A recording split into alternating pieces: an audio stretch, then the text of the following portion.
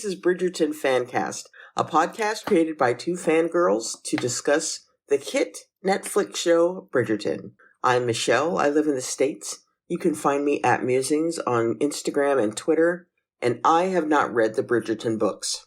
And my name is Rita. I live in England, and I'm at Annoying Rita on Instagram and Twitter, and I have read the books. Thank you all for joining us again this week. Before we get started, I'd like to ask anyone who enjoys this podcast to please take the time to support us, either by going onto iTunes and giving us a little rate and review, or by sharing it with your fellow Bridgerton fans. I'd really appreciate it if you did.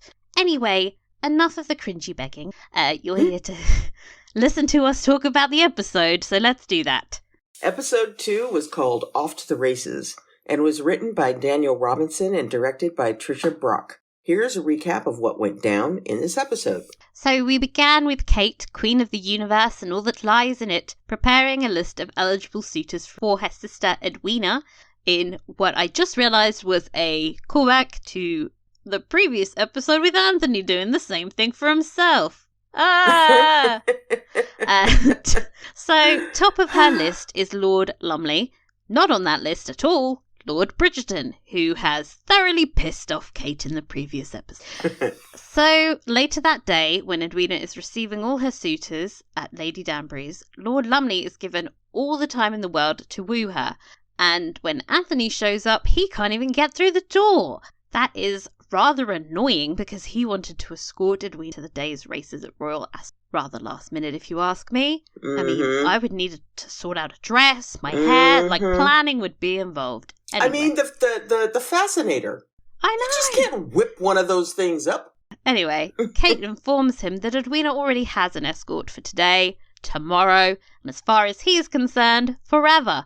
Anthony leaves with his tail between his legs. Back at Bridgerton House, Eloise is back to obsessing over Lady Whistledown. Snooze. She wants to find her and convince her to write a philosophical treatise on the rights of the fairer sex. So, a repeat of season 1, basically. But before we can have a full deja vu moment, Colin enters, and with a weird growth on his face that resembles Velcro. It's truly hideous. It is just wrong. Penelope is thrilled, and the Bridgerton family runs to greet him. Anthony, forever the buzzkill, enters the room mid-group hug. Colin, you returned.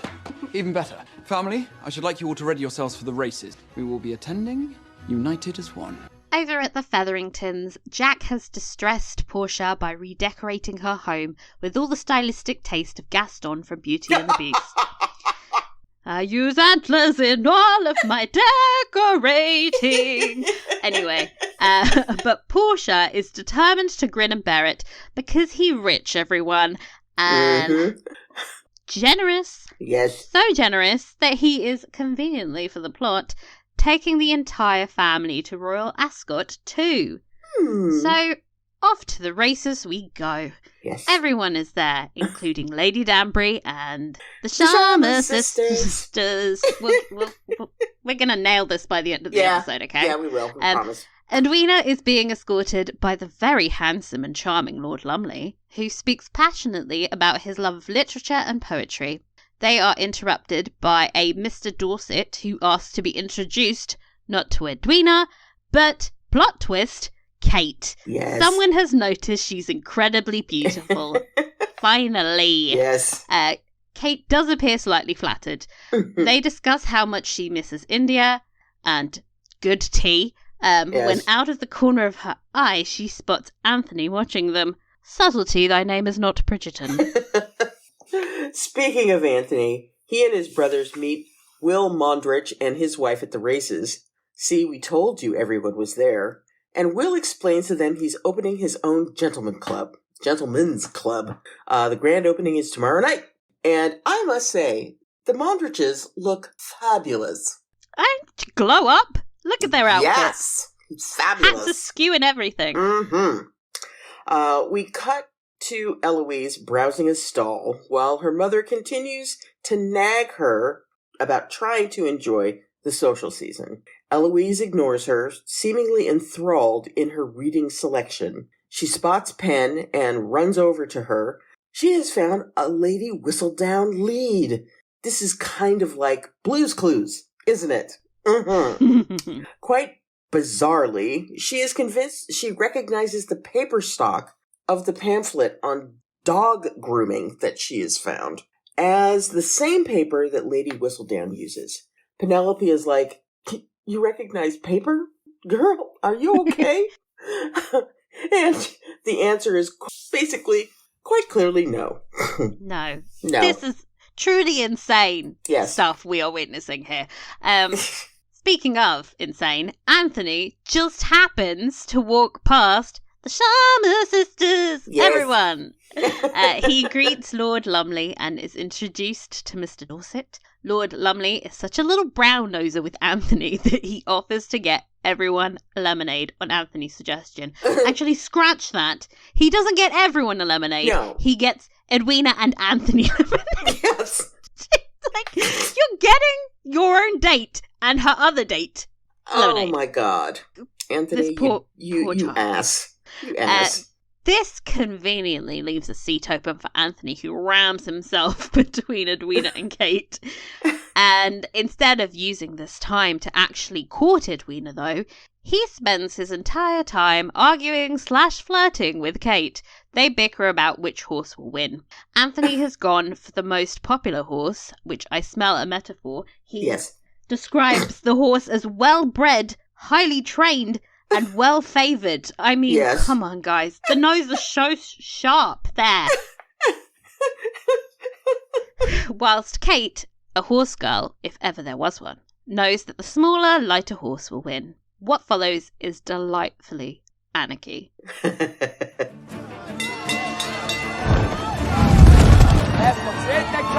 now high fly, steady! Yes. Steady! Steady! And now high fly, come!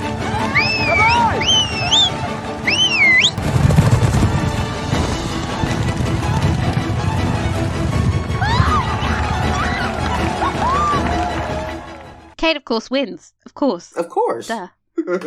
As the group leaves the stands, Mr. Dorset lets slip that he used to know Anthony at Oxford, completely contradicting his early pretense of introducing himself. Kate, to her credit, immediately smells a rat. He was sent by Anthony to distract her so that Anthony could get closer to her sister. Not that Anthony actually did that. No. A furious Kate announces that she knows all about this little scheme of his and marches her sister away from Anthony. Edwina, for her part, looks like she is Juliet being torn away from her Romeo. Oh, Lord help us. Drama. Lord help us all. But Eloise has bribed the Bridgerton footman again, this time to take her to the print shop she thinks is printing Lady Whistledown. She arrives when it is shut for the night. However, because she is Eloise and is low-key bad at basic life tasks, and instead hounds some poor printer's assistant, despite the fact that she wants his help, she insults his intelligence, calls him a sexist, because Eloise, his response is to be super chill and to hand her a pamphlet on the rights of women and suggests she reads that instead. It was just like, dude. Power move, right? I was like, Yes. yeah. That was awesome. Back at Featherington House, there is a disappointingly small wedding going on in the front room. Cheeseman and Philippa are wed. Huzzah! Huzzah! True love exists, everyone. Yes. Although I did not see a bee anywhere. That's not the end of Portia's worries, however, because she soon realises that Jack, now in possession of both a fortune and a title, is now in want of a wife. And that would mean that some beef-witted chit, I don't know what that means, could oust Portia and the girls out of their own home. So it's time to get to scheming, everyone. Over at Kensington Palace, the Sharma sisters. You will get sick of this. awakes the I queen. just have to get the right key. I know. I'm never in key. It's just like, just give it up. They await the queen in her own garden. Edwina is quite bizarrely defending Anthony's trickery because, quote unquote, he had no choice. There's so many other choices, Edwina. Anyway. I suppose in her defense, she's never seen 10 Things I Hate About You and doesn't realize how wrong it can go when you pay someone to date your sister. The queen enters before they can finish this argument. She shows them her brand new pet zebras. In real life, the royals kept a royal menagerie that included lions, tigers, monkeys, elephants, alligators, bears, and kangaroos. Kangaroos! Can you imagine? Wow. Anyway. But this is not a simple social call. No. Queen Charlotte is trying to befriend the season's diamond in an attempt to find out who Lady Whistledown is. Yes, we're still doing that. Yes. She knows that whomever the writer is, she will probably attempt to approach Edwina. And when she does, Queen Charlotte will be able to unmask her. I don't know how. They haven't explained that part of the plot yet. It's kind of a brilliant plan. Much better than Eloise's that largely consists on paper. Yeah. The Sharma sisters. See, your voice is higher than mine. So I'm like, okay, I got to work on a higher Maybe we could pitch blend them. We can get a full 6 harmony o'clock going. in the morning. Anyway. Oh, we'll work on that. Yeah. Anyhow, the Sharma sisters arrive back at Lady Danbury's home and are explaining to Lady Mary how well their visit went with the Queen. Mary is still shunned and couldn't attend, I guess. Kate spots something outside the window and marches off in anger. She arrives at the front of the house to find Anthony holding a horse with a gigantic fucking red bow on it. As soon as I saw this, I thought it's the Regency equivalent of when Tiger got Kylie a Ferrari for her 18th birthday. Yes. Like that big bow on it. And then eventually they broke up and it was real cringe and you were just like, why? Oh, God. Take your Trojan horse elsewhere. I assure you, Miss Sharma, this is a very real horse. I'd not recommend trying to climb inside. Kate is like, bitch, how many times do I need to tell you? When Edwina interrupts him, she is surprised that the horse is a gift for her. Anthony thought she liked animals, but she is not remotely a horse girl. She prefers the kinds of pets that can curl up on her lap. You know who would have loved that gift? Rhymes with fate. We then cut to Will Mondrich's new gentleman's club. Benedict is the only Bridgerton to attend the rather sparse grand opening. Will's club is open to any man, regardless of his rank or occupation, which is right up Benedict's alley. Will even introduces him to George Cruikshank, famous caricaturist and friend and illustrator of Charles Dickens. What fun!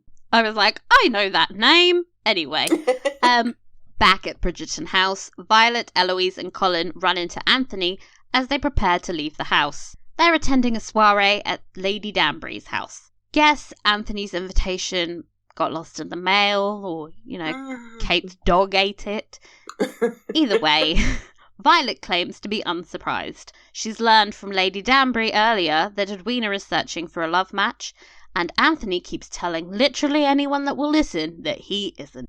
She suggests, in the bitchiest way possible, because of course, that he try using some more finesse. Have you met Anthony? He's not capable! He wouldn't know finesse if it jumped up and slapped him in the face. No! Anyway, at said soiree, an impromptu talent contest has sprung out amongst the Queen suitors, all jostling for her admiration. We're treated to some terrible flute playing, some crashing simple work, a magician, which was impressive, terrible Irish dancing, and my personal favourite, a guy spinning a disc on a string. He's just spinning, and everyone's like, what is this? It's truly just bizarre. During these terrible displays of what I dubiously call talent, Kate befriends Eloise and they bond over their disdain for the foolish gentleman and, Anthony's general suckiness. When they pause for intermission, Edwina looks longingly at the door for Anthony's miraculous appearance. Gag. See, it made you gag. Literally, it made you gag. I know, right? She is interrupted by Penelope, and they too bond, this time over their love for each other's dresses. Although Penelope thinks she is just in jest, Edwina promises that she really is just that nice. Penelope then excuses herself to go talk to Colin, who still has that thing on his face. They begin discussing Colin's travels again and how Colin was never lonely. It seems that Penelope's letters encouraged him to get to know himself a little bit better and throw off all notion of women. You've sworn off women then? Not for the time being. I am a woman? You are Pen. You do not count. You're my friend. Of course, your friend. How good to hear Get that. comfy in the friend zone, Pen. Oh, God. Across the room, Cressida and her mother are crowing over how beautiful Cressida's new necklace is. Apparently, the new Lord Featherington gifted it to her. Portia overhears and immediately goes into scheming mode, trying to underplay the significance of the gift. Because who can blame her? Cressida as mistress of that house is unthinkable. Oh, God. Anthony drags Benedict away from mingling with the Poors at the Gentlemen's Club and forces him to teach him how to read poetry. Oh, God.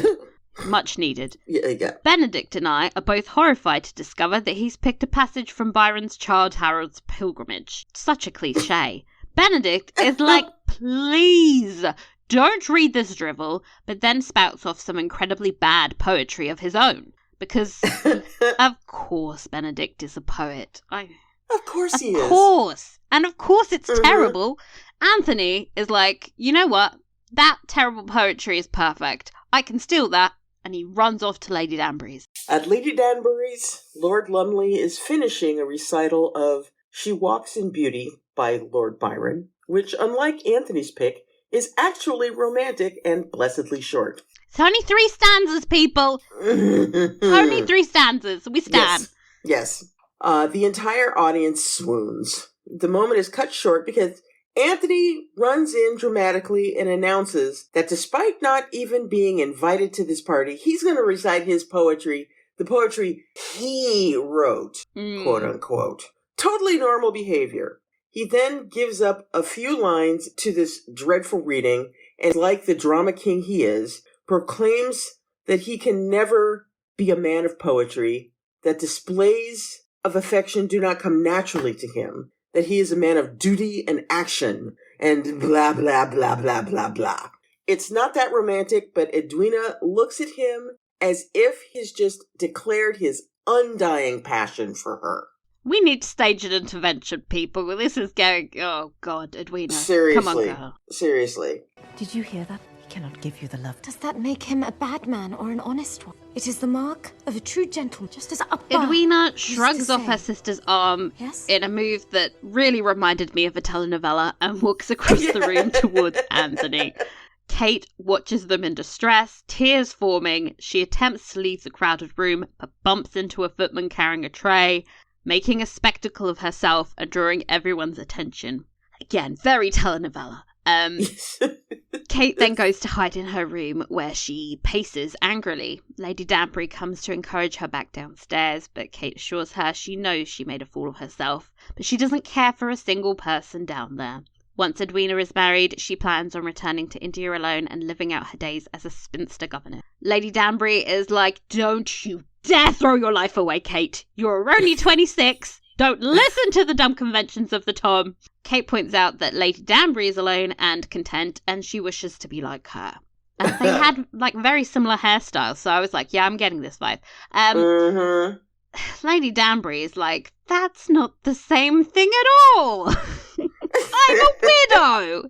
That involves, firstly, falling in love and putting yourself out there. So if you want to be like Lady D girl, you better get to stepping. Yes. This pep talk actually seems to work slightly because Kate literally shrugs off all of her angst and re-enters the party with the poison of a true queen. And of course, Anthony is watching her the whole damn time because he's in love with her. Yes.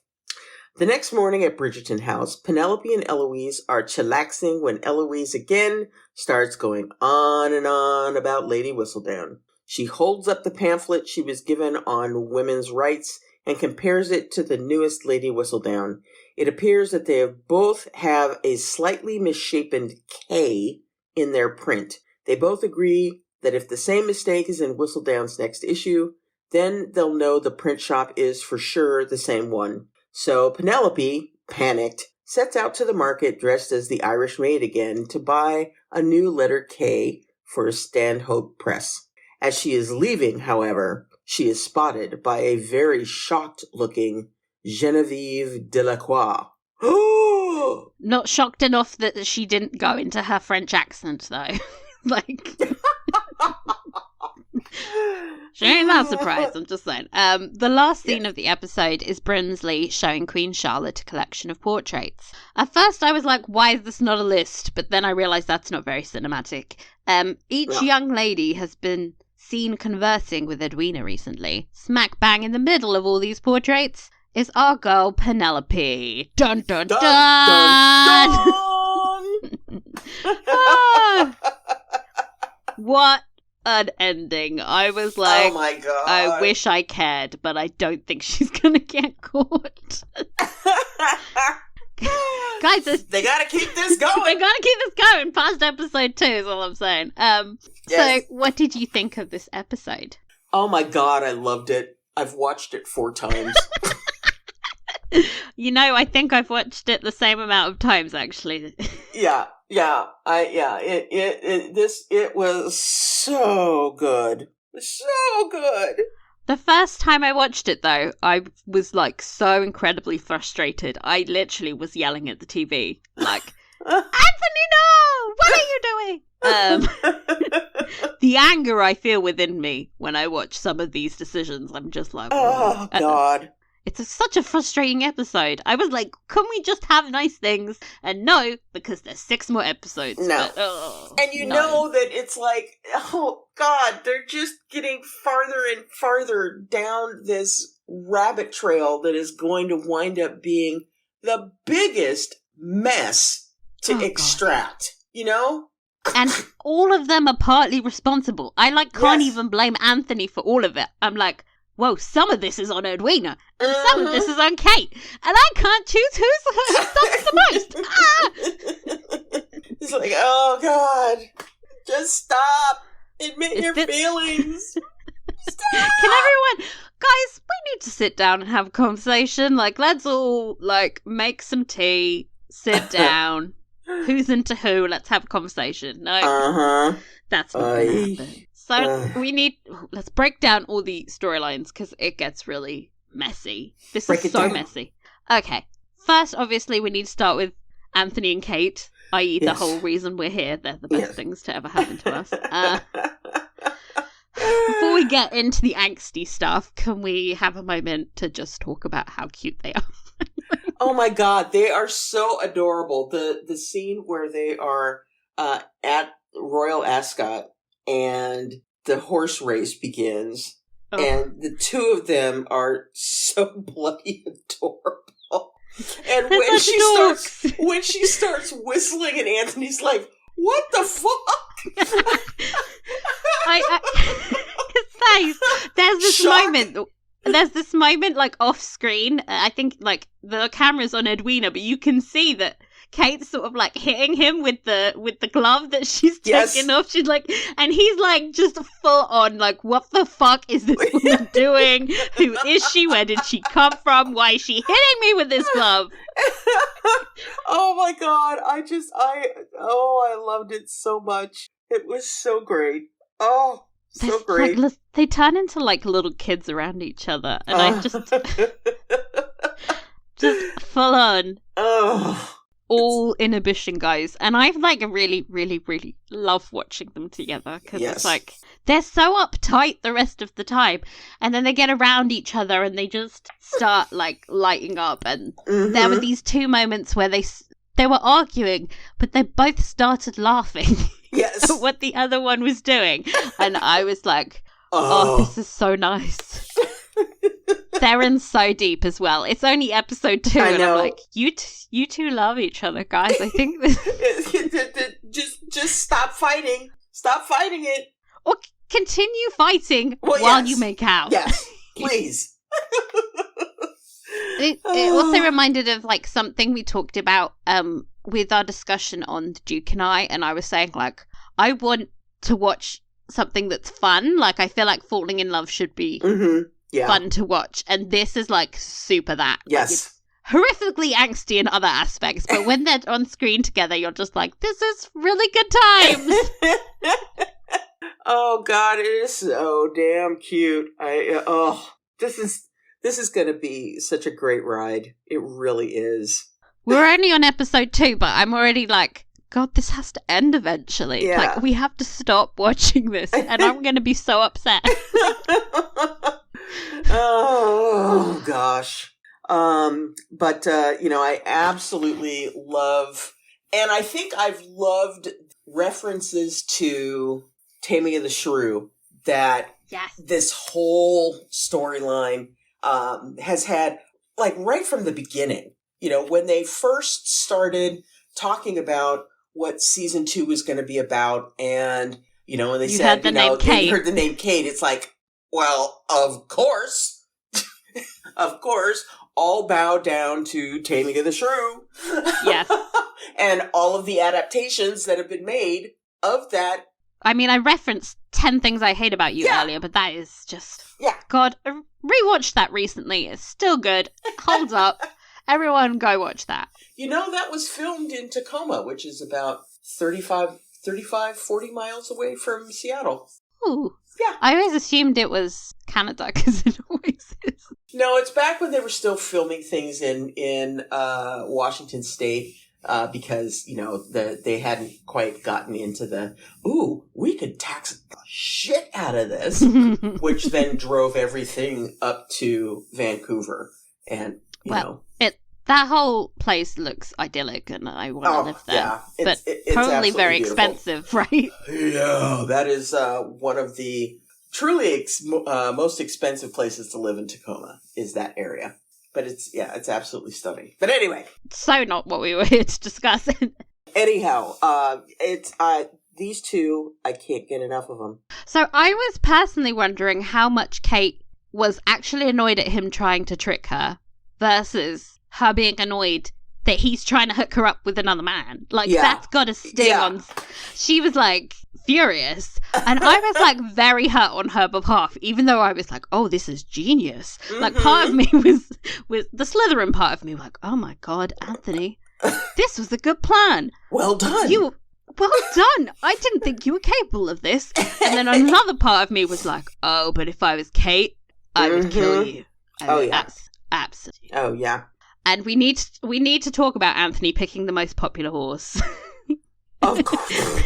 Anthony, you pay no attention to, it's like you have enough money to not even pay attention to what you're doing. Okay? He doesn't know anything about horses. No. It's very clear. And I loved that he was like, yeah, this horse, it's like really well bred.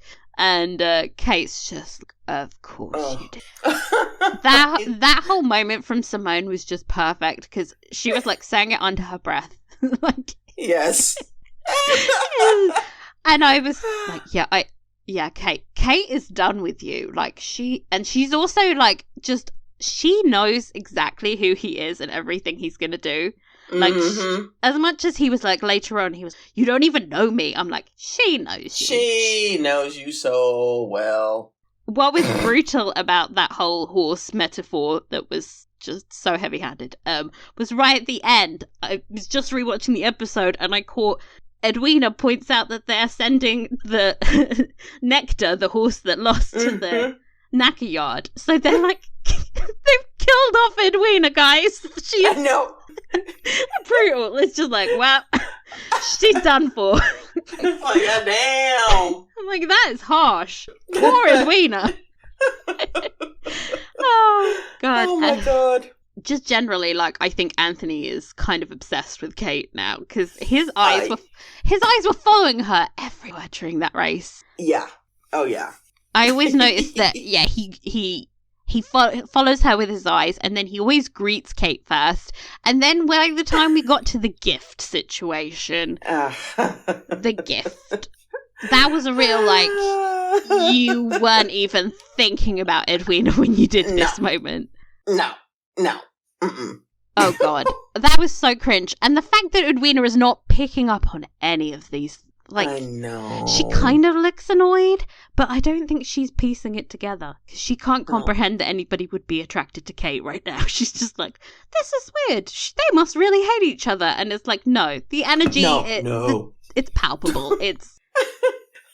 Oh, God. Even Mr. Dorset, who was there for all of 5 minutes, picked up on it, like, quicker than Edwina. Oh, my Lord. It's like, okay, y'all... There's a lot of foolishness going on right now.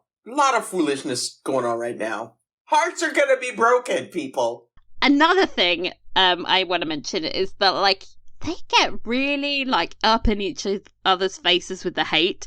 And what I like about that, personally, is A, it's hot, and B, there's, like, this sense of equality between them. Like, Anthony's not pulling his punches with her, and her claws are all the way out. And I think he sees her as an equal, and she's smart and capable of fucking with him. And that's really, like, refreshing after season 1. Yeah. There was always a sense that Simon had the upper hand in that relationship, because he's, and with Kate, like, she can hold her own against Anthony, and she's gonna fuck him up just as much as he's going to mess with her. Yeah. Yeah, and I love the fact that, you know, when you see the Bridgerton family together and just kind of how they interact with one another, you know, he is interacting with Kate as if she were already a member of the family. Because the way that he is interacting with her, and not to say that he's interacting with her like one of his siblings, no. That would be gross. But yeah, that would be horrible. But, you know, it's like he is bringing the same kind of energy that he brings to the interactions that he has with, you know, members of his family. And, you know, it's like ultimately when these two finally get together, Kate is going to fit right in with that energy. I mean, it's going to be just exquisite seeing her fit in with that, you know, in a way that Simon doesn't. Yeah. You know? Simon, in the book, felt like he fitted in much better than in the TV show. Yeah. And I think it's more important with Kate as well, because she's going to be the new Viscountess eventually. Yes. Like, we'll get there at the end of the season. She's going to be, like, the co-head of the family. Like, yeah. Anthony said, like, this is a woman that's going to be responsible for bringing out his sisters. And I actually was like, Kate fits that role perfectly. Like, he might think she doesn't fit that mold at the moment. Yeah. But she's done such a good job with Edwina. She built Edwina from the ground up, motherfucker. Yes. She is responsible for that. And she did an excellent job. And by the way, Lord Lumley, what a good pick. I was like, babes. Yes. I was expecting Lord Lumley when we finally met him to be like, just not right. Yeah, you know, awful. like a terror. Yeah. Just awful. And then you met him and he was He's like, oh. Really, he's handsome. He's really into literature like Edwina. He's really sweet. Yes. And like nice to people in the same way that Edwina is. And there was this moment where he was like, they were talking about their families, and he was like, well, I know my mother would really like to come to tea. And I was like, Lord Lumley loves his family. Yes. Like, oh my God, Kate, you have hit it on the head with absolutely everything. Like, out of the park. She's good at this. Yeah, she is. Oh, yeah, Edwina does not appreciate it. Yeah. God. So, for me, like, this episode, more than anything else, was about these two sisters. How are we feeling about their relationship after another episode? Because I was like, you know what? We really hit it on the head last week. We really got it. Yeah. I think that you can see the love that the two of them have for one another, how, you know, they are thinking about, their father, and remembering the things that he has taught them. But, I think that the two of them, first of all, the casting for these two, should be given, there should be awards given for this, because they have done such an incredible job of finding two actresses that can really feed off one another's energy, that both totally get their parts and, are able to present them in a way that is building on their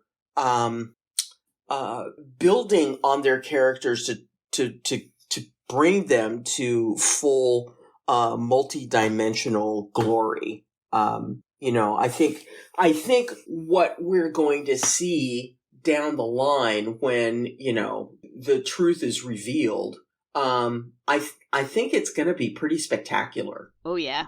Fireworks. It's going to be spectacular. I can't wait. But I have to wait. Why did we do this to ourselves? Look, on the one hand, watching it week by week is the hardest thing I've ever had to do. On the other hand, I think I end up stewing in the episode and watching it over and over again, and I think we're probably picking up on things earlier than people who binged it. That is my hope, at least. Please, people who binged it, tell us we're not. Just let us have this, okay? We need something. Oh my god. Oh. What is forever the bane of my existence when I watch is Edwina's attraction to Anthony. When I watch, I'm like, girl, he's literally not showing you any attention, and when he does, it's fake. Yeah. And I wonder how much, because we're not seeing them interact really ever. Like, how much of this is just Edwina's romantic notions? Like, she's obviously been told all these romance stories, and Kate's been like, oh, you need a love match, and she's just like been given a role, and she's cast Anthony as the hero, so she's fulfilling it. I mean, he is fulfilling the Prince Charming role of, although not being quite very charming. Questionable about that. But he's beautiful.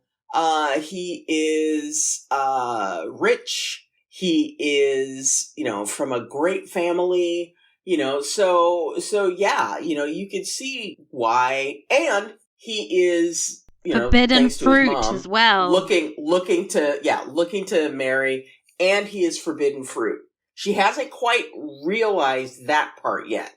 I think unconsciously, some of this is just a way of her pushing back against Kate and all that pressure Kate's applying on her to be like, I don't know if she'll get there very quickly. I suspect that she won't until the final episode. She'll realize that she's doing this because she wants to push boundaries. You know how you become a teenager and you start pushing against the boundaries of your parents? I think in a sense Kate is more like a mother than her actual mother. And she's trying to make her own choices and say, you know what, you prepared me for this life, but I've got to live it. And she's fighting against that in that scene that we saw towards the end. And Kate, that scene where Kate rushes out the room really gutted me. And I think Kate is not really that upset about her choosing Anthony, but I think she's also realizing that, the closer Edwina comes to getting married, the more obsolete Kate becomes in her life. She's and there's also that as well that I think was explained really beautifully in that scene with Lady Danbury. Like, she's invested 8 years of her, that's her entire adult life to this endeavor, and if she succeeds, she's going to end up... Then what? Then she's going to end up alone. She's going to be cut off from her sisters and her sister and her mother, and go lead a life of bleak isolation as a governess. And I think that's also why she's not really letting go. She's clinging on for dear life, because when Edwina does find someone, this relationship that means so much to her is going to just vanish. She's going to just have to, she's gonna be superfluous to that life. Like, nobody keeps their, like, spinster sister living in their house with them, do they? So it's just really super depressing. And I've got to say, like, this is incredibly good writing. Like, there's so much nuance here. Like, yes, there's all the love triangle aspect of it, which I hate with every fiber of my being. But in terms of the sisters, I love having this level of complexity between two female characters. It's almost like this is gonna be harder to deal with than the romance, you know, because this is like a relationship that you have your whole life. It's family, and it's so much more meaningful. Oh god, that was real deep. I'm like proud of us. One thing that really bums me out, though, is every time Kate says she, like, hates London, I'm like, girl, no, you have to live here. No, you're gonna have to, like, live here. Yes. With these people, you're gonna be a viscountess. We've decided, right? Yes. You can't hate it. Like, you have to. I don't know what. Like, how are they gonna make her like London by the end of the season? I think that will come as the romance between the two of them develop, because I think that she will begin to see that there is a life outside of being, you know, going back to India. You know, she will always love her homeland. But, you know, her heart will be here. I just get her some tea or something, some decent tea. Some decent chai. She can just chill. Like, I think that would be Anthony's greatest gift to her. His greatest gift to her would be a lovely cup of chai. Yeah, she'd be like, okay, now I can marry. All right, okay. We see each other. All right, okay. And I also, like, before we move on, want to say that Edwina is perhaps maybe too nice for me personally. She's aggressively nice. It's like, it's hurting me you're so nice. Ow! Yeah, she's so nice. Ow. Like, even to Penelope, she's, like, kind, she's patient, she always sees the best in people. Yes. Even in Anthony, who has very questionable qualities right now. It's got to the point, like, where my inner Slytherin, you know what I'm like? I'm kind of like, come on, girl, can you have some kind of flaws? Come on, just... I think we'll see one at some point. Exactly. Yes. I'm thinking, you know, this is done for contrast, and, like, later on she'll grow and hopefully become into her bitchiness, because I truly believe, like, part of this is just because she's been so sheltered from the actual realities of life. Like, Mary and Kate have basically made her life idyllic, where she's like the center of everyone's world. She gets what she gets the pretty dresses, and she gets the suitors, and she has no reason not to be nice to people. And as soon as Anthony's gonna give her a reason to be horrible, I have that feeling. And I wait with bated breath, because honestly, I think I'm gonna probably prefer that version. Nice people are boring, guys. Like I said, multidimensional. I think we're going to get to the whole of her character before the end of this thing. Fingers crossed. Another storyline we have to talk about because it happened in the episode, but which I don't really care for. Eloise's Lady Whistledown in Booze Clues investigation. I think that, you know, the fact that she has gotten away from just picking people out of the sky. Small mercies. She has a method. Yeah, it's like she's now started to look at this in a way that, you know, is providing her a solid path towards deducing who this person is. You know, by looking at, and as crazy as the whole feel of the paper is. Oh my God. I mean, I think that it was, I think if it was gonna be something that would lead her down this path, that it would have made more sense if she had noticed the watermark or something. The watermark. Before she gets into the whole feel of the paper and all that other kind of stuff. Because that is the kind of thing that gets you to begin to narrow your deductions as opposed to being like the first thing you land on.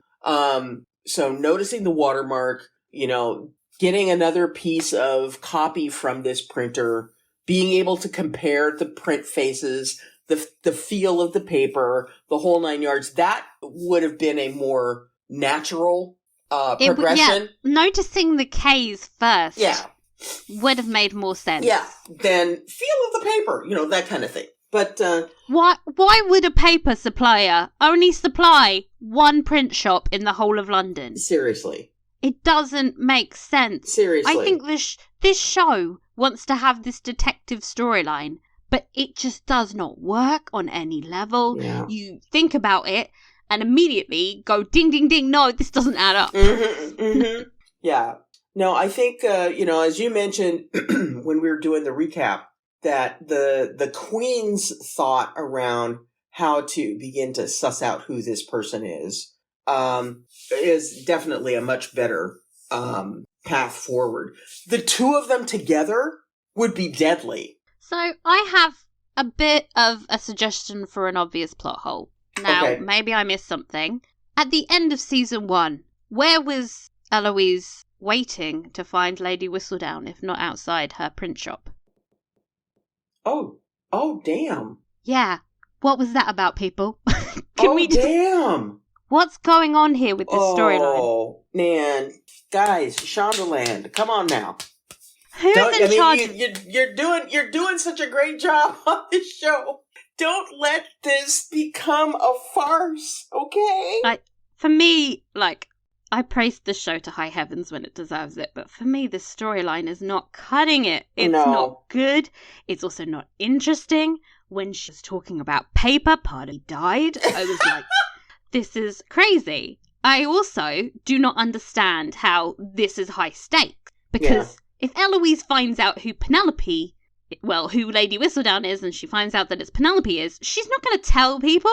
There's no betrayal here. She's just going to be like, oh my god, you're so clever. Let's do some feminism together. I don't feel like this is dramatic, and they really want to make it like, oh, what if Eloise finds out? I just don't, there's an episode or two of tension. She'll get over it. Mm-hmm. We just, enough. Because we know that there will be more next week. There's going to be more for 2 more seasons. There's 2 more seasons of this. And okay. And I keep comparing it to the book where it made much more sense. Mm-hmm. And knowing that they were this is they wanted to diverge so badly, but then they've taken this turn that doesn't hold up to any kind of scrutiny. Yeah. If you're going to change it for a reason and make it good. Don't just do it because you need, Eloise to do something. Yeah. Having Eloise do something is not an end point in and of itself. You know what I mean? Mm-hmm. Yeah. I get she's a popular character, but if you can't come up with a legitimate reason to have her in scenes, why is she there? Yeah. Anyway. Yep. Okay. And that's that on that. Yes. Another Penelope storyline, Colin and Penelope. Yes. I guess, this is a love triangle because I think the thing on Colin's face is putting her off. That thing needs to go, and it needs to go now. I honest to God, that is just, it was great for the first, for that first line, that first scene where Benedict makes fun of it. Makes fun of it. That was awesome. That was awesome. But then it just needs to go away. I got so much shit from people. I was making fun of that thing on his face for half a year since the first photos of it on his face. And then the show makes a joke about it. Really, people? I was right. The show knows it's ugly, okay? Oh, God. The actor knows it's ugly and made a joke about it. So, come on. I was not bullying. It's a mess. It is. It is a mess. And it needs to go now. Because it's not going to be productive. Violet just starts clipping him while he's asleep in the night. Yes. She's just like, Colin, baby, I missed you. Go to sleep now. We need to get this thing off your face. Trust me on this. This is not a good look. Not a good look. How did you feel about the Penelope Colin scenes? Multiple scenes of longing. I thought they were really super sweet. And although I absolutely hated it when the friend zone thing happened. Yeah. It was just like, oh God, no, don't do this, Colin. Don't do this. How aware do you think Colin is of the friend zoning that's happening? Not at all. Is he just dumb? I think he's just dumb. She's really obvious. Yeah. I mean, it's like, dude, she is ass over tea kettle in love with you. Or when she was pretending like she just happened to, I was just looking into the sky and you noticed me. Like, yes. Oh, God. Yeah. It's like, dude, don't do this. Don't do this. I have to admit that as cute as I find them, I'm a Colin shipper. Yes. I found that by the time we had the second scene, I felt like we were kind of treading water with them. I was like, we've done this at the end of season 1, and now we're doing it again now. Yeah. I don't know, like, some part of the problem is I'm factoring in, like, there's another season of treading water coming. So I'm like, where are we going with this? Like, I know the time scales involved. I think with another show, when you didn't know that nothing's going to happen for a while, you might be like, oh, this is chill. But knowing that, like, this is they're good. They're going to be friends for, like, the next 2 years, at least. I'm just like, oh, God. I don't know if I can take it. I want to scream because you need to be together now. And B, it's like, I can't watch the same scene over and over again. I'm gonna get bored eventually. It's not happening yet. At the moment, I'm still, like, getting all the feels. But I can feel myself just being like, I've seen this. And that worries. Give them something spicy to do. Like, have them argue or something. I don't know. Like, we need conflict. Yeah. That is the bread and butter of storytelling. Yeah, I think I'm going to hold my thoughts until I see the next episode. Fair. Another storyline that I actually really, really love. Yes! Portia Featherington, how to solve a problem like Jack Featherington. Yes. This is really, really fun. I love having Portia just go into scheme mode. Like, she's... Oh, definitely. You can see the cog spinning. And I think why this storyline works so well is it plays into a lot of the aspects people watch the show for, which is, like, this fun, glamorous, machination. There's, like, the bitchy undercurrent where, like, people are trying to outmaneuver each other, and, like, Portia going up against Cressida and her mother is just really funny. Like, it's gonna be fun. This is gonna be fun to watch. And I have to think to myself, if Portia was still, if she was a little younger. Oh, yeah. If she was a little younger, she would be going after Jack Featherington hard. I ship them, and I'm not gonna even lie. Like, I think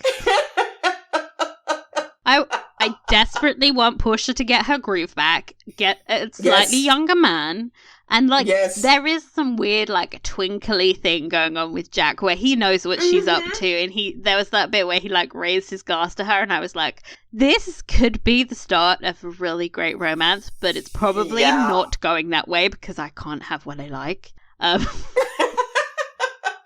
But yeah, I think I would love to Wouldn't see it be those fun? Together. It would be wonderful. It would be wonderful. I think the obvious solution, I think this is what the show is going to go with, because they've decided that Portia isn't allowed to have sex. I think she's probably going to throw Prudence at him. Mostly because, it is what I, Slytherin, would do. I would be like, I have a daughter that's single. Yep. And You're also up, because girl. they're both quite tall. So I was like, if I was casting, I would be like, yeah, well, we're hiring the tallest man possible because he's got to pair up with Prudence. Yes. The one problem with this scheme that I foresee is Prudence's entire personality, I think, is going to just be impossible to deal with. Can you imagine trying to make Prudence seduce someone? Oh, God. No. It's not going to work. Mm-mm. Oh, God, I really hope Cressida doesn't win, though. Oh, my God, no. That would just be horrible. I think also what I can't help but notice is part of why I do enjoy this storyline is I have no idea where this is going, really. Like, I'm just guessing. I don't have... There's no way of me going, well, this isn't going to be resolved for 2 more seasons, so I'm getting annoyed now. Well, and it's clear that this is not something that happens in the books. So, it's like this is.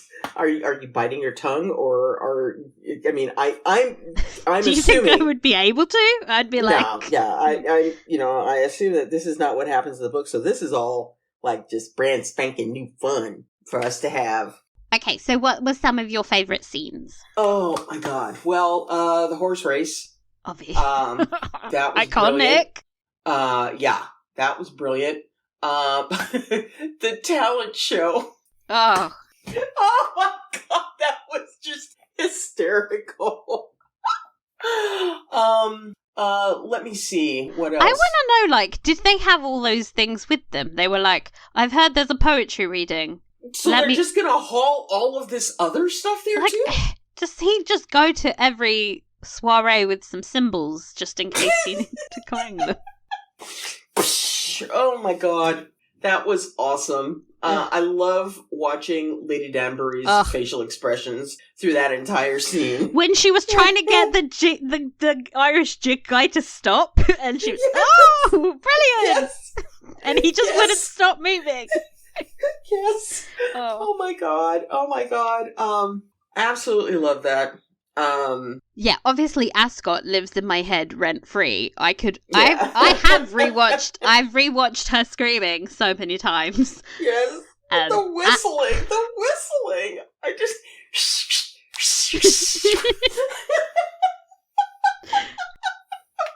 I also love that it sort of starts off quite dignified, where she's like, steady, and you're like, then it just devolves. I want to see the outtakes so badly because they had fun.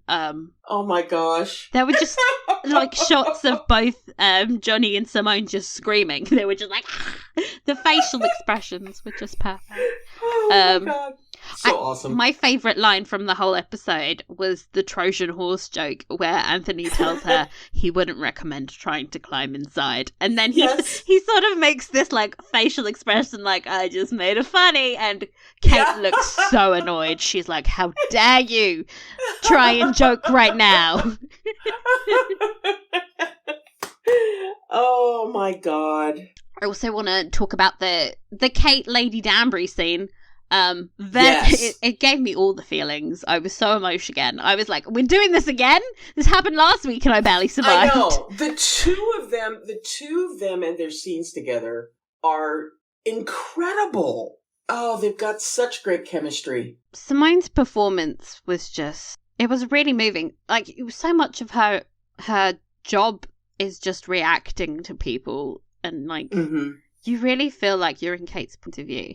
And these 2 episodes, I felt like all of her pain and disappointment. And for some reason, the reveal on her planning on going back to India really like surprised me. But then I was like, why am I surprised? And then I just got so gutted again. I was like, oh my God, your life is so bleak and you deserve so much more. And then Lady Danbury started yelling at her. And I was like, yes, tell her. Do you think any of it went in though? I don't know. I mean, the moment where Lady Danbury says, I beg your pardon. I was just like, oh shit. Oh, you gonna get told. Oh, you're about to get a talking to. I've lived. Like, oh my God, I know you have, hon.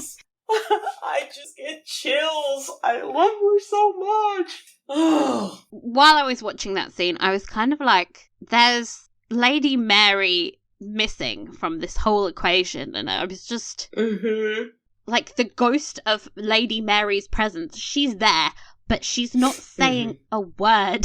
I'm like, why isn't she the one saying this to Kate? Like, what's going on in this family that Lady Mary's just completely impotent? She can't make her daughters, like, get on at the moment because they're openly bickering in front of her. And then she also can't, like, just make Kate see sense as well. Like, why is she allowed Kate to throw her life away like this? Seriously. Oh. I'm hoping that we will learn that, and it's just not, Well, I know some things from the books. Oh. I think...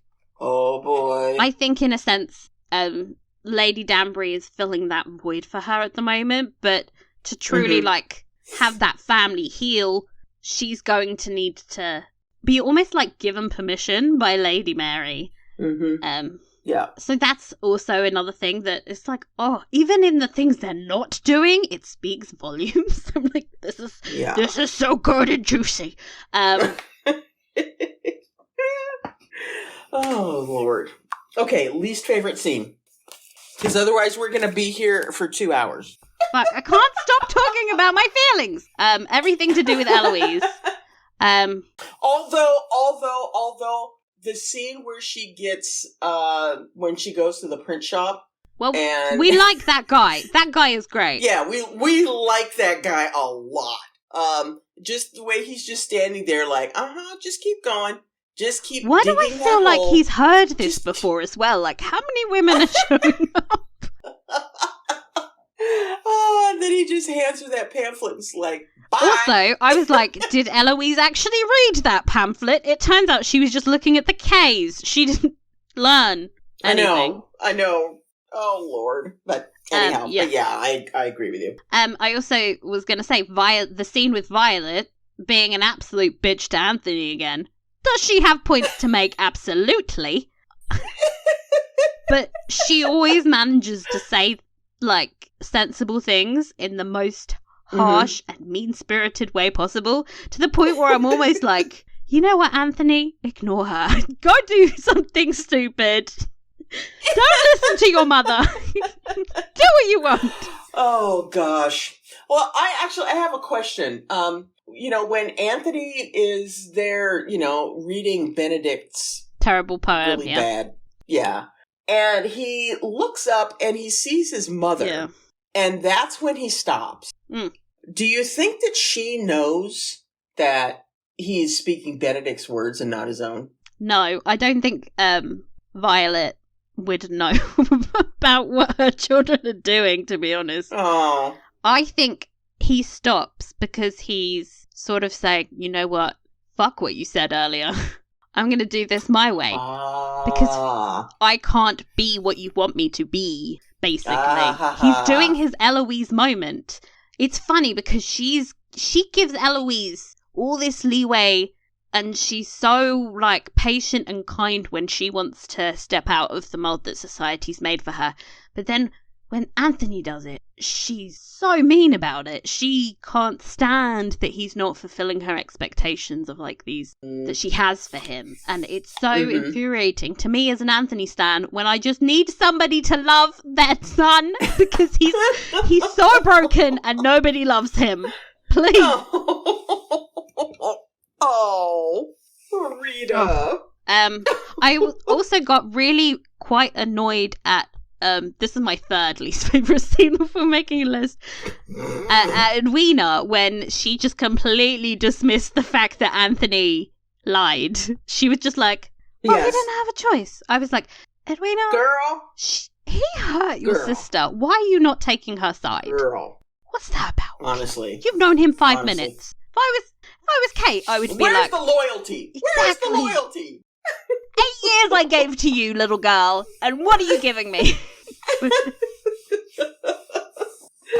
Oh my God. Oh my god. Okay. This episode. Wig talk. Okay, wig talk. Wig talk.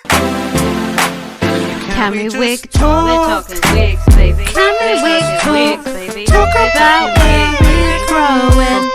I liked the Queen's blue wig last week. Yes. Yeah. I was going to mention that. It wasn't one of these like crazy heart-shaped ridiculousness things. It was tall, yes. Yes. But it was, shall we say, a little understated. more casual? Understated. Yeah. Just garden chic, you know? She puts on her little that's garden chic. powder blue number. I loved it because it was like, it gave me Marie Antoinette, the movie vibe. Yes. Yes. And it matched all of her accessories like down. Uh-huh.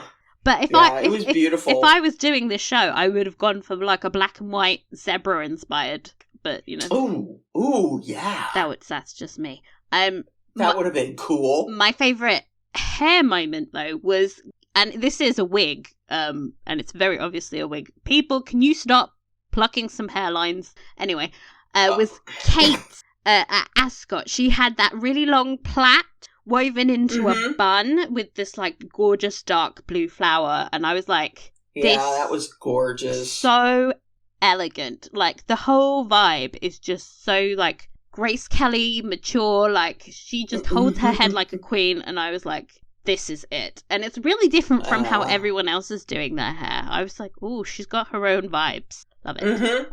Yeah, I mean, and the costumes, the colors that they have Kate wearing are all my favorites. Those gorgeous jewel tones. Yes. Oh, I absolutely adore them. I was reading about the costuming decisions that they made for Kate and how they were inspired by her Indian heritage, and you can see a lot of Indian jewelry that she wears. And the purple numbers especially, I think, are like very... All of the fabric as well is like really high quality silk, and it just looks so beautiful on her and her skin tone. It just works. My favourite outfit was at the palace, you know, the purple one, and then it has that...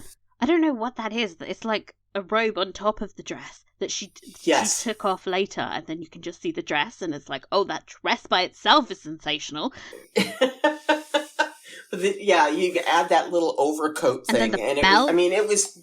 I was like, is she the queen? She looks amazing. Regal AF. Regal AF. Yes. I like talking about it now. I'm like, I can't remember what Edwina has worn once. They've all been kind of pastel-y pink and diamondy wear. It's so like, I love that they've thought about this enough to have such a huge contrast in their styles.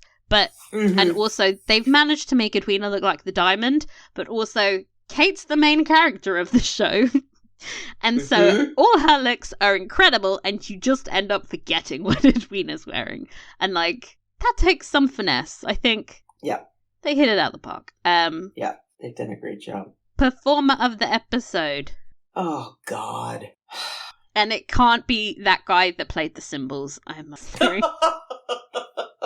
I mean, are we gonna be like all Kate all time kind of thing this season? Potentially. I can't help it if no one's on her level, guys. I just Well, Lady Danbury. Yeah, that's true. She's not on screen as much, you know? Yeah. I could do with a little more Danbury action. But because every scene she's in, she's just nailing.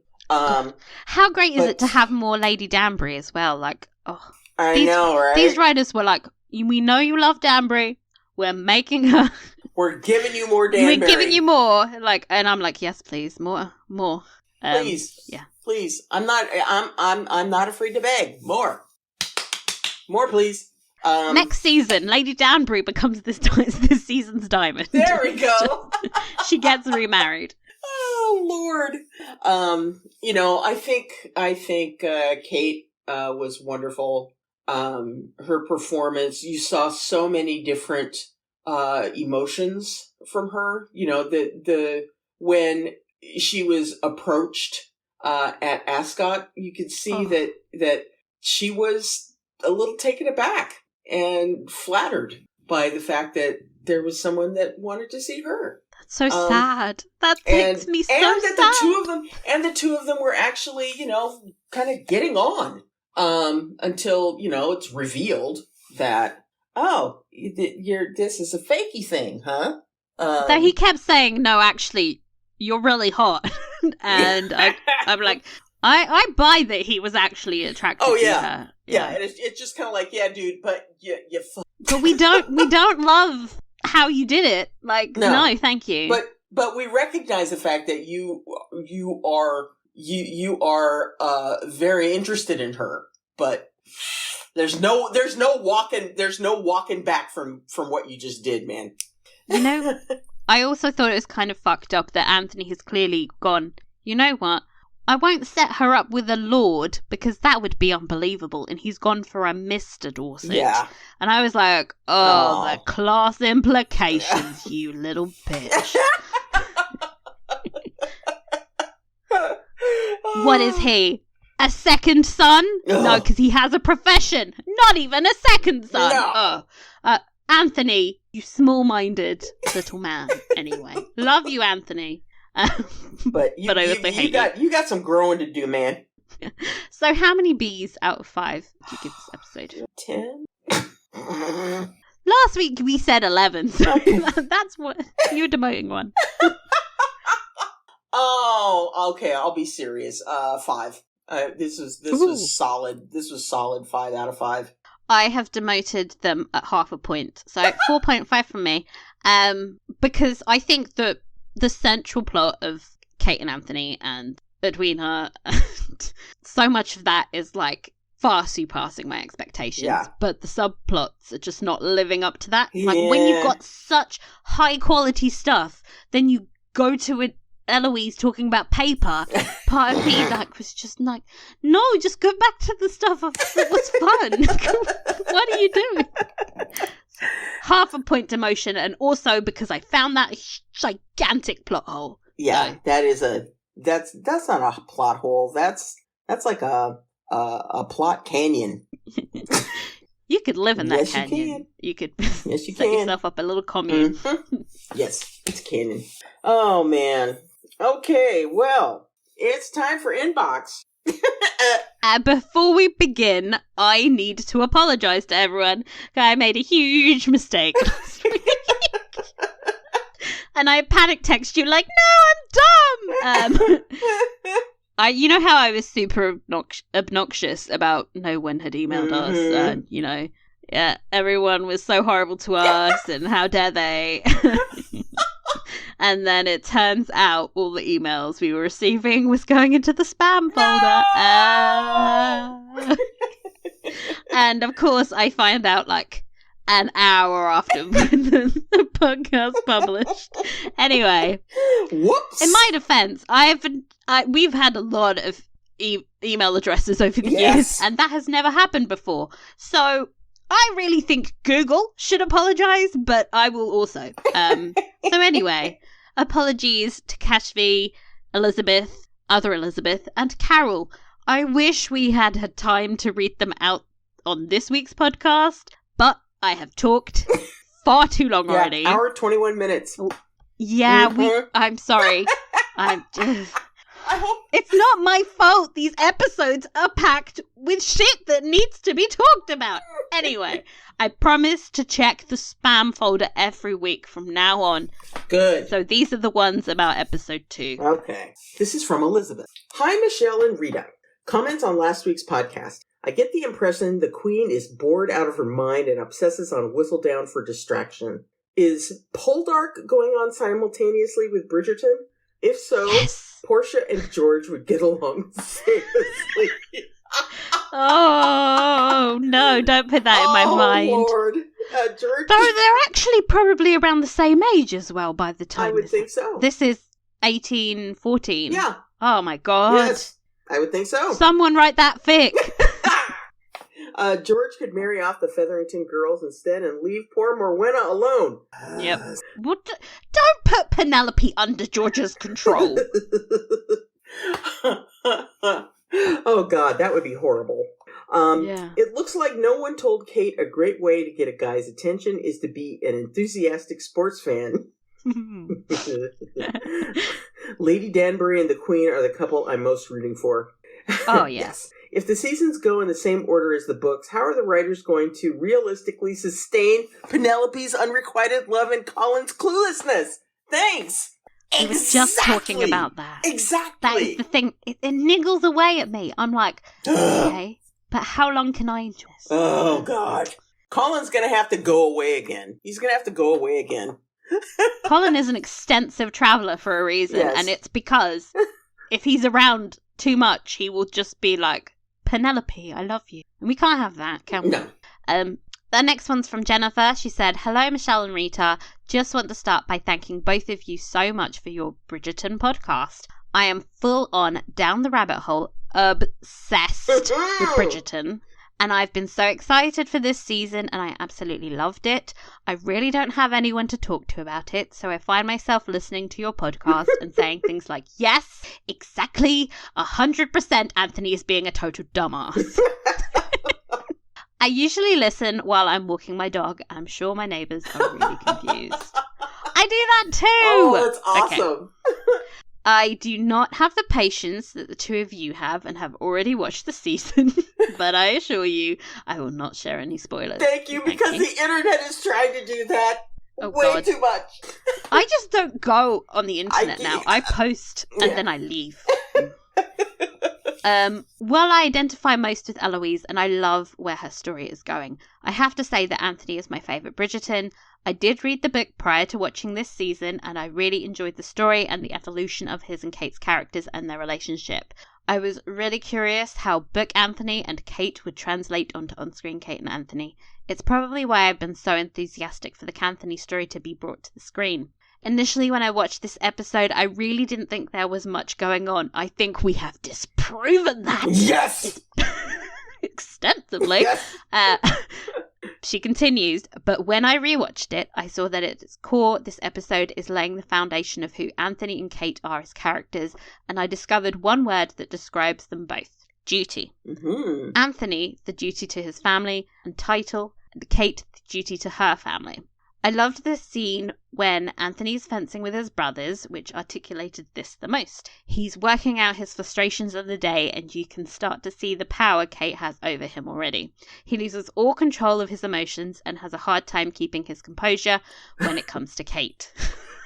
That's putting it mildly. Yes. The man has lost it. He's having a nervous breakdown. But Anthony discloses his motivation, his duty to his family, and his title. We're also starting to see the similarities between Anthony and Kate, as she's also motivated by her duty to her family. Especially in the scene when she confides to Lady Danbury. I loved the one scene at the soiree. I felt we learned so much about Kate. Mm-hmm. There's so much more I could share with you guys, which I probably will in future episodes, but I'll rein it in. Can't wait to hear the podcast on Tuesday. Oh, thank you. Such a good email. I was like, yes, I agree with everything you said. Anthony has taken a bit of a back seat in these first two episodes that they've established Kate. Mm-hmm. Hopefully you'll get to see where Anthony's issues sort of overlap and intersect with Kate's, and they just mesh together as two very fucked up puzzle pieces. Just smooshing together. Oh gosh. Okay, well this is Carol in Connecticut. Some thoughts on episode 2. Sense and Sensibilities turn, gift horse. Eleanor, Marianne, Willoughby vibes. Oh yeah. The character personalities don't match, but it was eerily similar trio at this point. All I can think about is who's going to take care of that horse. Here, Lady Danbury's stableman. Here's another horse to take care of. Oh God. Basically, yeah. Do you think Kate's going to start riding that horse? Just this is my horse now. I don't know. That would be awesome. Just like season 1, where Prince gives Daphne the expensive necklace. How can they accept these gifts from a man they are not engaged to? Yeah. At least you can randomly leave a necklace on a stone wall. Yeah. But what happens to the horse? Edwina should have graciously turned down the gift. Oh my god, is that horse going to the knacker's yard as well? Oh, probably. Oh no! Let's see. In the podcast for episode 1, you were asking why the Queen cares so much about Lady Whistledown. It seems like jealousy to me. The Queen doesn't like someone else getting attention or calling shots about her society. Interesting. I like the Queen and Lady Featherington, but their scenes were kind of boring. It seems like they just need to have something to do to get Netflix money's worth out of the actresses. Have you heard that Shonda is creating a new series for the Queen? Bring it on! Oh my god. Thank you! Eloise has some cute guys in her life. Footman and Printerman. She does! Both of them are just kind of adorable. But she's got some growing up to do. I feel so bad for that Footman. Oh my god. I know. It's like, honestly, I can't bring you to these places. Good God. Let's see. Colin, awkward exchanges. Colin's kind of irritating. Not fun in the books. Penelope is true to her character, starstruck around Colin at this point. It would be nice to see the starstruckedness kind of brought down a peg or two. I want Colin to be more like he was in the books, just desperately, because I was hoping like he'd come back and he'd start telling more jokes and eating some biscuits and doing all the like messing with people. But he's just kind of sad. He's being very, very he's thoughtful about himself. He needs to have fun. Can everyone just lighten up a little bit? The only people who should be having a bad time at the moment are Anthony, because it's their season. Everyone else, just go get high or something. I don't know. Let's see. Speaking of Anthony, we are definitely in the enemies phase. Fun to watch. Best scene, Lady Danbury's talk with Kate near the end. I have lived a life. Yes! Yes! Someone to emulate, but you have to pay your dues. Hope this email gets through. Smiley face. Keep up the fun podcasting. Oh God, we've aggressively hit the podcasting. We're really podcasting the shit out of this season. Yes. It's not my fault there's so much to talk about compared to season 1, okay? Anyway, our final message was from Memagister. Memagister? Okay, here's the thing about Tumblr names. They're always impossible. Magster. You know who you are. You know. Week Talk being back gave me the biggest smile. Smiley face. Yes. Wick Talk is truly embarrassing, but also the best thing I've ever done. I'm elated that Bridgerton season 2 is here, and I'm looking forward to hearing your take each week. I know, unpopular opinion, but I miss Anthony's mutton chops. Me too. Me too. Me too. I love the pointy sideburns. I really do. Didn't it just radiated Regency fuckboy, and now it's like it's like he's been neutered. Like his fuckboy energy is just not as potent. It's like it's appropriate because he's meeting his match. Anyway, the parallels with Jane Austen movie adaptations absolutely caught my eye.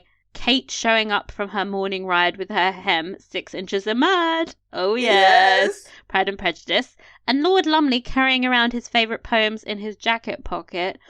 Sigh, as Willoughby did in Sense and Sensibility. Can't wait to do the rest of this. But the thing is, I hate Willoughby for doing that. But I love Lord Lumley. I think he's so nice. Guys, do you think Lord Lumley's coming back? I hope so. I hope Lord Lumley wins the Diamond's Hand in the end. I don't know. I really do. I don't feel like Edwina appreciates him enough. Like, maybe she'll learn to? I don't know. Please, Edwina, open your eyes to this very nice man who reads poetry. It is.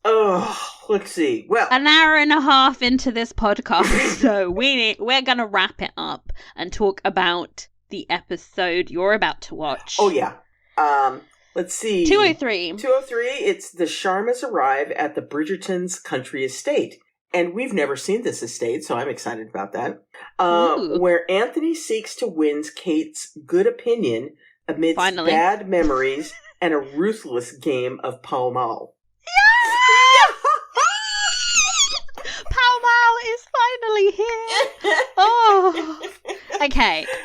What are you most looking forward to in this episode? Oh my god, I think I'm looking forward to hearing you squeal like that. I'm so excited for Pow Mal. Pow Mal is the one that season 1 was announced, and I was like, when are we getting Pow Mal? Oh man. I think I'm looking forward to seeing how Anthony tries to dig himself out of a pit and where that gets him. I love that he's finally realised that he might make Kate like him if he wants to marry. Gotta say, book Anthony caught on to that almost immediately, so this one's a bit dumber. He's pretty, but a little stupid. This is really exciting to me because this is the first book scene in the whole show. Really? Yes. Oh my god. You know how I said season 1 was nothing like the book? Uh-huh. There has been nothing. Oh my god. In the first 2 episodes. I would say they have the same names. But that's about it. Yeah. I assume that now we're going to Aubrey Hall, which is the Bridgerton's country estate, that we're sort of getting more similar. Mm-hmm. I don't know that it's going to be exactly the same. I'm not holding my breath, but just, they're at the house, and that's the same. So I'm clinging on to that. I'm like, all familiar ground. I'm excited to see Pow Mal, and I'm excited for more Kate and Anthony. Yes. And I'm like, if everyone's at the country, ain't nobody worrying about Lady Whistledown, because you can't Lady Whistledown there, can you? No. Eloise is going to prove me. She's going to do it. She's going to find a way to make this about Lady Whistledown. She'll be in the middle of that Pow Mal game and being like, that's my prediction. That's all from us this time. I say all. You're probably dying for us to stop. We'll be back next week recapping and discussing the 3rd episode. If we make it that far, I might die. You never know. Until then, please follow us on social media. We are at In the Books Network on Instagram and Twitter. We're also on Tumblr if you want to send in some anonymous questions. Our Ask box is always open, and we are, of course, dying to hear what you thought of episode 3. Yes. Please email us at inthebooksnetwork@gmail.com. I promise I will check them, and we will read you out in our inbox section. Please remember, again, subscribe, rate, review, tell everyone about this podcast because it helps us reach a larger. Thank you for listening, and we'll see you next week. Bye-bye. Bye.